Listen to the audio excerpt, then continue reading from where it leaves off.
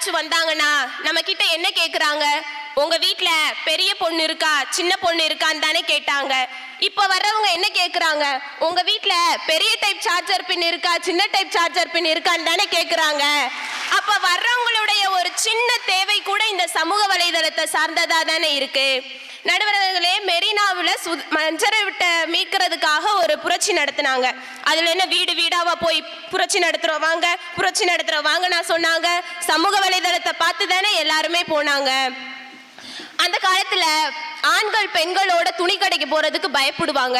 ஏன்னா பெண்கள் துணி கடைக்குள்ள போயிட்டாங்கன்னா எப்ப வருவாங்கன்னே தெரியாது. ஆனா இப்போ அப்படியா இருக்கு? மீசோ, பிளிப்கார்ட் ஒரு கடையவே நாங்க எங்க உள்ளங்கையில வச்சிருக்கோம்னு சொன்னா இந்த சமூக வலைதளம் எங்களுக்கு அறிவை மட்டும்தான் பயன்படுத்துதுன்னு இல்லாம எங்களுடைய நேரத்தையும் தானே மிச்சப்படுத்தி கொடுக்குது. பாரதியார் அழகா ஒரு கவிதை சொல்லியிருப்பாரு. காஷ்மீர்ல ஒருத்தவன் இருமினானா